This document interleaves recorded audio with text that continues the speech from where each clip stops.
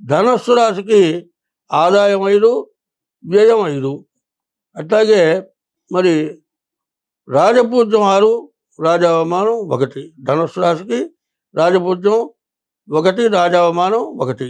విశ్వావసునామ సంవత్సరం గోచార ఫలితాలు చెప్పుకుందాం. ఈ గోచార ఫలితాలు విశ్వావసునామ సంవత్సరానికి మేషరాశిలోకి ఈ 30వ తారీఖు శని రావటం, 12వ రాశికి వచ్చాడు. అయితే ఈ మేషరాశికి ఏలునాటి శని ప్రారంభం అయింది. ఈ ఏలునాటి శని సంవత్సరాలతో కూడా ప్రారంభమవుతుంది. అందులో మరి 30వ తారీఖున 6 గ్రహాలు ఒకచోట చేరినాయి. షడ్గ్రహ కూటమి కాబట్టి ద్వాదశాంతో వ్యయోరిప, ద్వాదశంలో ఎక్కువ ఖర్చులు ఉంటాయని చెప్పి ఉన్నది. కానీ గురువు కానీ కుజుడు కానీ కేతువు కానీ బాగున్నారు.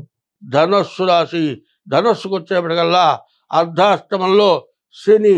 ఈ అర్ధాష్టమ శని చాలా కష్టాలు పడటానికి, చాలా ఇబ్బందులు పడటానికి చాలా అవకాశం ఉంది. కాబట్టి వీళ్ళు కూడా చాలా జాగ్రత్తగా ఉండాలి. ఇది కాక జన్మలగ్నం, పుట్టిన జన్మ నక్షత్రం ద్వారా జన్మలగ్నాలు చూపించుకోవడం వీళ్ళకి చాలా అవసరం.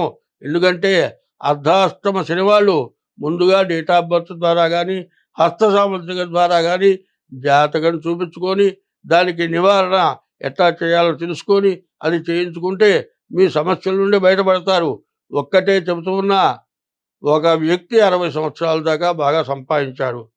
తను కాదు, తన పిల్లలు కాదు, తన మనవళ్ళు కూడా తింటే మిగిలినంత ఆదాయం సంపాదించాడు.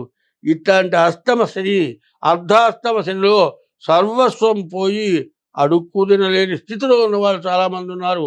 60 సంవత్సరాల తర్వాత ఎందుకు పనికిరాక, సంపాదన లేక ఆయన వాళ్ళు పెట్టగా ఇబ్బందులు పడుతున్న వాళ్ళు ఉన్నారు. కాబట్టి ఈ రాశి వాళ్ళు ఎంత జాగ్రత్త పడితే అంత మంచిది. మకర రాశికి 8 ఆదాయం 14 ఖర్చు. మరి మకర రాశికి 3 రాజపూజ్యం, 5 రాజావమానం. మకర రాశి చెప్పుకున్నాం. ఈ మకర రాశి ఎట్లా ఉంది? ఈ మకర రాశికి నిన్నటి దాకా ఏలినాటి శని 2వ భాగం, మార్చి 30తో ఏలినాటి శని పూర్తి అయిపోతుంది. ఇక్కడి నుంచి మంచి సమయం, అన్ని విధాలా బాగుంటుంది. ఇదివరకు బాకీలు తీరక ఇబ్బందులు పడ్డవాళ్ళు, కష్టాలు పడ్డ వాళ్ళంతా కూడా సుఖపడటానికి చాలా మంచి రోజులు వచ్చినాయి.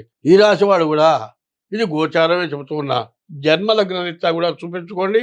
ఈ సంవత్సరం మీరు జీవితంలో పడని సుఖం పట్టడానికి మంచి రోజులు వచ్చినాయి. దాన్ని సద్వినియోగం చేసుకోవాలి అంటే వెంటనే పంచాంగ శ్రవణం చేయటం కాదు, పంచాంగ శ్రవణం అయిపోయిన మరుసటి రోజునే మీ డేట్ ఆఫ్ బర్త్ ద్వారా మీ జాతకం చూపించుకోండి.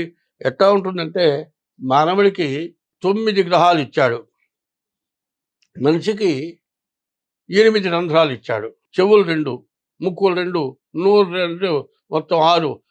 ముక్కులు 2, కళ్ళు 2, నోరు చెవులు 2, 6, నోరు 7, తర్వాత ఒంటేలు 2, 7, 9, 7, 2, 9 రంధ్రాలు ఇచ్చాడు. 9 గ్రహాలు ఇచ్చారు.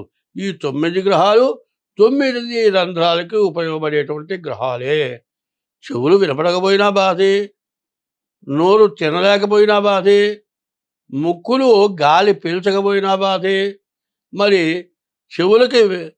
చెవులు మైండ్కి సప్లై చేస్తుంది, మంచి గాలి చెడుది గాలి తెలియజేస్తుంది. వినపడలేదండి, దారిలో పోతున్నాం, పోయి వెనకాల వాడు హారన కొట్టినా కూడా దాని కింద పడతాం. ఈ 9 రకాల్లో కాళ్ళు, చేతులు, నోరు ఇన్ని పనిచేయాలి. ఇందులో ఏది తేడా వచ్చినా మానవుడి జీవితం వృధా. కాబట్టి ఈ 9 రకాలు మనకు బాగుండాలి. కాబట్టి ప్రతివాడు కూడా వాళ్ళ జాతకం చూపించుకోవడం చాలా అవసరం. మకరానికి బాగా మంచి రోజులు వచ్చినాయి, కానీ జాతకం చూపించుకోండి. ఈ సంవత్సరం బాగా ఆనందంగా బతకడానికి వీలైన అవకాశం చూపించుకోండి. ఇన్నాళ్ళ నుంచి ఉన్న బాధలు మొత్తం తీరాలి అంటే రాబోయే ఈ సంవత్సరంలో ఏమన్నా సమస్యలుంటే గ్రహాల రీత్యా అది చూపించుకొని తగిన ఉపశాంతి చేసుకోండి. అంతా బాగుంటుంది.